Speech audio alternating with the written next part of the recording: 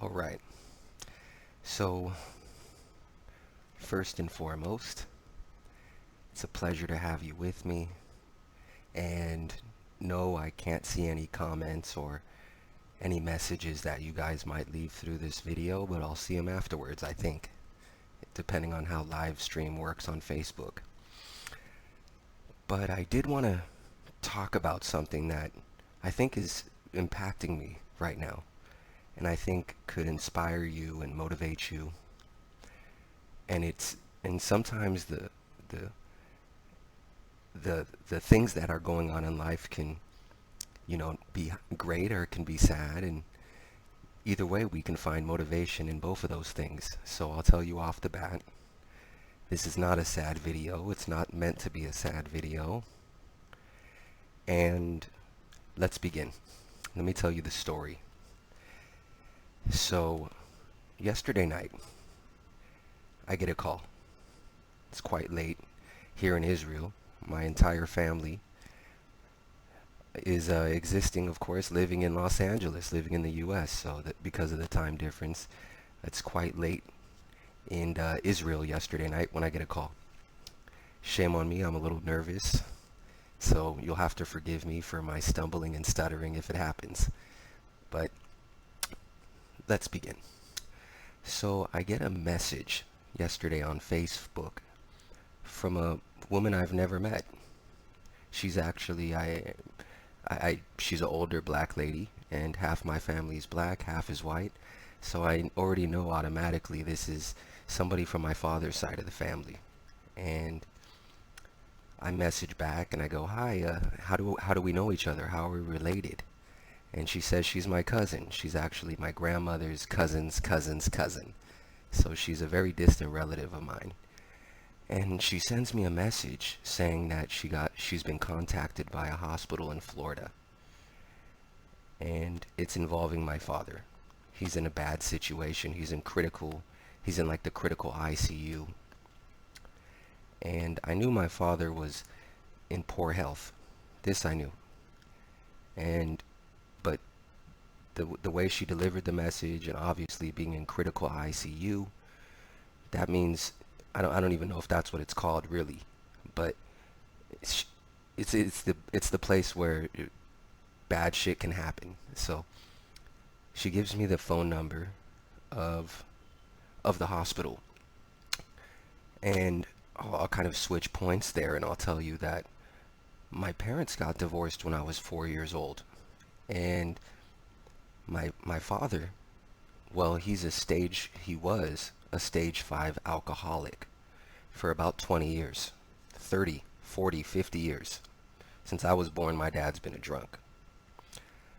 And what comes with being a stage 5 alcoholic, we'll talk about in a little bit. But I will tell you that I haven't spoken to my father in 25 years, if that. I haven't spoken to him in a long time. And our last communications weren't necessarily super tenderoni, if you want to call it that. So the passing of my father is different for me because I wasn't super close with him. And let's get back to the story though. But I do, he created, I think there's 27 chromosomes he gave me. So half of my DNA is his. So there's a connection there. And blood is thick. Let's say that. So I get this message, and it's from the emergency room. So I decide to call the hospital. And I get to speak to a doctor. And I ask him, "Hey, I got a message saying, that I should contact you because my father doesn't really have any other family members. He doesn't have any, his brother passed away, unfortunately. Marcel passed away about 5 months ago. So my father had no family, and he wasn't in touch with his children. This is because he's a stage 5 alcoholic, or was. Now, I get the message, and I call, and I find out what's going on. Apparently, my dad had a serious heart attack, and he was dead for a few minutes, a good while, and they brought him back to life. And he was being kept alive by machines and chemicals only for the last 4 days. And they finally got a hold of somebody. This cousin of mine got a hold of me, and I spoke to the doctor. He let me know that my dad had a serious heart attack, was dead for a while, and is being kept alive by machines. I'm very blunt and straightforward in that way, so I asked, okay, so what's the deal, you know? And he said, pretty much, I'll summarize. He said, we want permission to let your father pass away into the, to unplug the machines, right? And it's interesting when someone tells you that, and my emotionality changed right away, because it wasn't an emotion of sadness that I experienced. It was an emotion of sort of wondering how my siblings would feel. Now, my dad was married twice, so I have a half sister whose name is Aisha. She's just a queen, and she lives in the East Coast. And I have a younger brother and an older sister. And I knew when he asked me for this permission that I couldn't make the call. I had to speak to my siblings. There's no other family to speak to. My grandmother passed away. He had one brother. He passed away. Side note, Massey men die quickly. And man, that's a trip in itself. So that's what got me thinking as well, But I told him, hey, I can't make this decision. I've got to speak to my siblings. So I immediately called. I got off the phone with him. He was really, really sweet about it.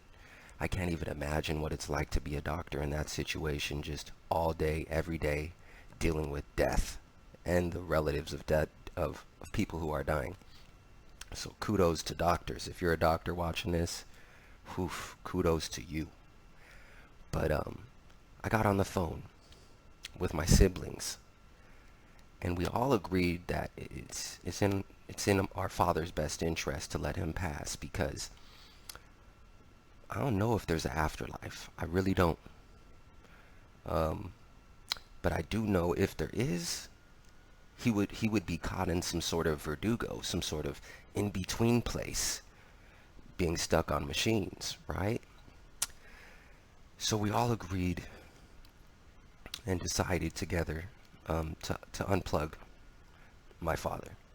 And today in the net, I was told by the doctor that in the morning tomorrow they're going to unplug my father. So I think my father actually he's still got about another probably 30-40 minutes of life, but he passed on already.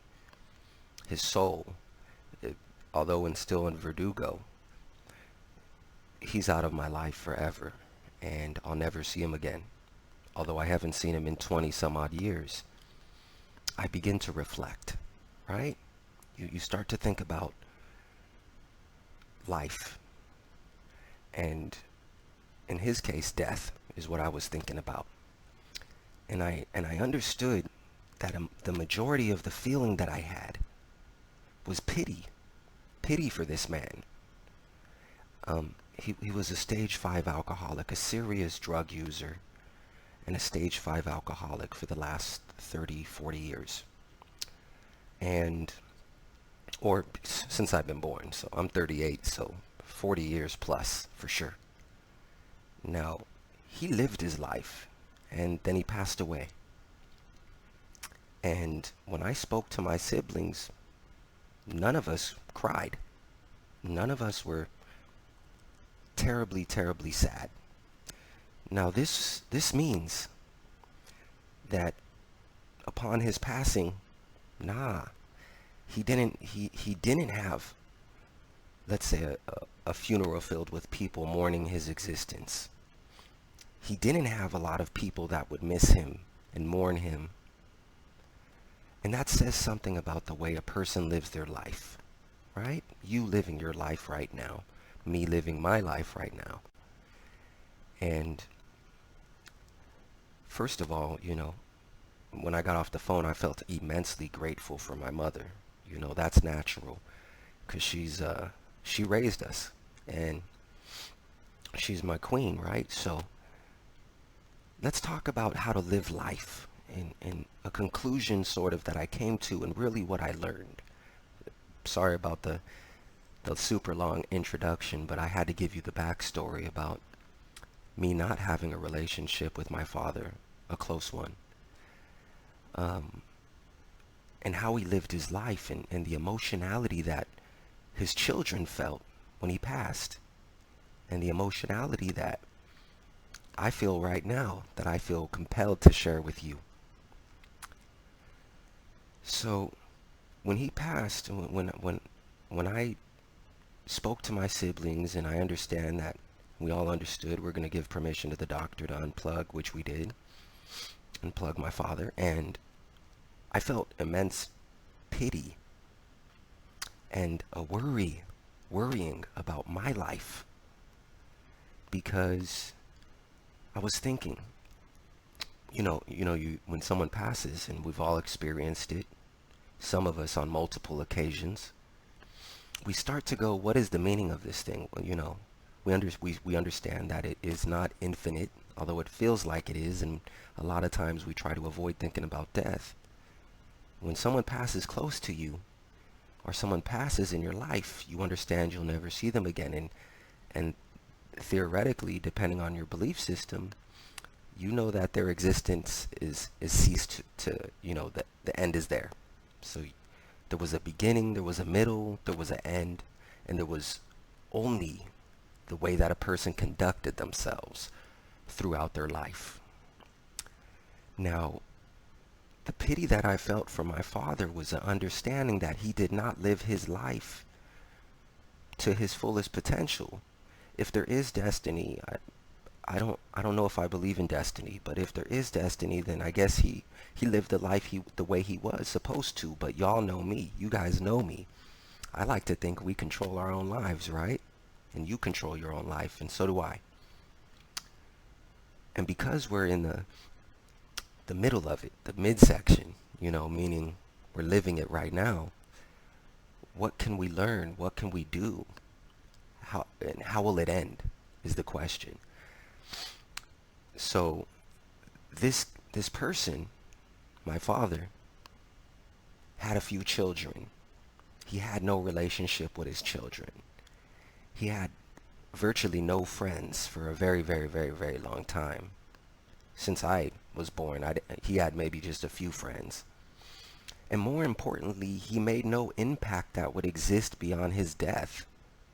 He made such a little impact during his life that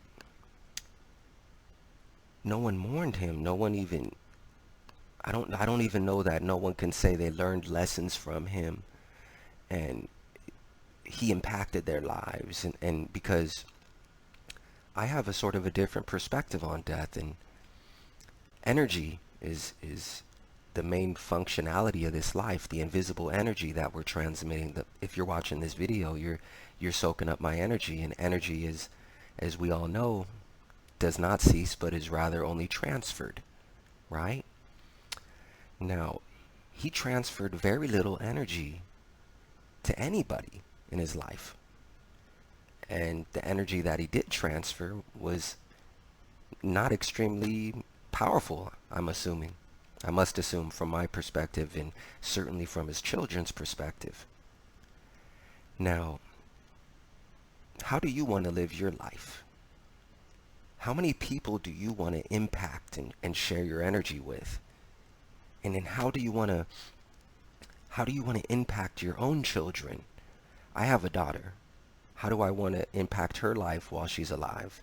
Because my father played virtually very little impact on my life, except from the effect it would have by not being there, right? There's an impact that he had by not existing in my life. And there's an impact I suppose we all have on the world by not engaging with the world and others in the world. But that's not a necessary, that's a bad impact. I think it's a bad impact.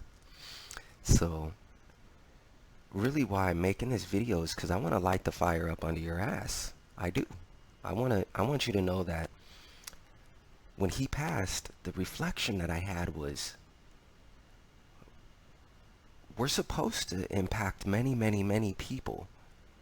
and share a lot of love and positivity with as many people as we can impact. Sharing the knowledge that you have. You know things. You've experienced things. You have lessons to teach. And if you don't teach those lessons to people, if you keep them inside of you, if you're a stage 5 alcoholic, like my father, with no friends, with no important connections, who passes away and his children don't cry and no one has any sort of overwhelming sad feeling. I'm going to assume this. Shame on me for to assume it. But you better get out there today,